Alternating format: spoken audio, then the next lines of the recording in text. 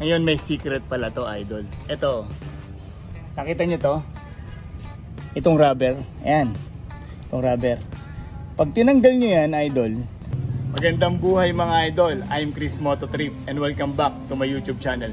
Ngayon mga idol, may mga natuklasan tayo sa ating Aerox version 3. Tara, tuturo ko sa inyo. Ito yung mga natuklasan natin. Tulad nito mga idol, meron tayong charging outlet dito. Usually nakikita natin sa ibang mga nakamotor, di ba naka-open lang siya. Ito, open natin Ito, di ba naka-open lang siya. Tapos mga nagcha-charge, di ba nakalawit yung mga wire. Ito mga idol, bumili tayo ng fast charge USB Type-C.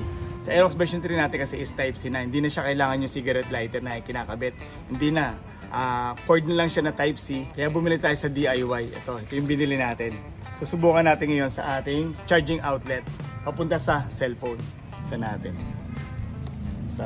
Sabi daw pag hindi gumana dito lang daw muna. Para once na hindi siya gumana or sira, pwede natin ibalik sa DIY. Pero siguro naman buo to. Ito. Yan mga idol. Type-C. Ito mga idol. Yung outlet natin dito is Type-C. Kita nyo ba idol? Ngayon ikakabit natin tong cord natin na Type-C. Yan. Nakabit na natin tulad ng ibang motor na kita natin. Pagka sinarado to, nangyayari di ba? Ngayon may secret pala to idol. Ito. Nakita nyo to? Itong rubber. Ayan. Itong rubber. Pag tinanggal nyo yan idol, tapos ilagay nyo tong wire. Ayan idol, wire. Tignan nyo. Tapos ikabit nyo ulit ito.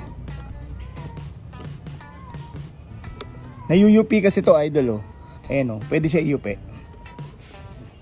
Ayan nayuyupi siya. Ayan Ngayon, sarado natin. Yun lang idol. Yun nagcha-charge siya. Ayan Kita nyo, wala siyang tinamaan, hindi siya naipit Open natin ulit. Ayun Ito, tingnan mo. Ayan maluwang siya. Kaya wala siyang tendency na maputulong wire o maipit yung wire natin habang nagcha-charge tayo. Yun yung napansin natin dito sa ating Aerox version 3. Hindi na tayo kailangan naka-open to habang nagcha-charge. Tapos mga idol, may napansin din ako dito Ito, yung tools pala natin. Ito pala nakalagay Lagay pala ng tools to. Ayan Yan. May iba pala siya dito. Dito ang lagay ng tools natin. Ayan. Yun lang. Tapos mga idol, napansin din natin yung shock natin. Ito, dual shock. Mas tumaba yata siya ng konti compare sa Aerox version 2. Yun. May konti lang naman siguro. Parang almost the same din. Pero ito lang napansin ko rin. Ito yung bagong natuklasan natin sa ating Aerox version 3. Maraming salamat po sa mga sumusuporta sa akin. Sana nagustuhan niyo ang aking vlog. God bless po sa inyo lahat. Ride safe. Magandang buhay.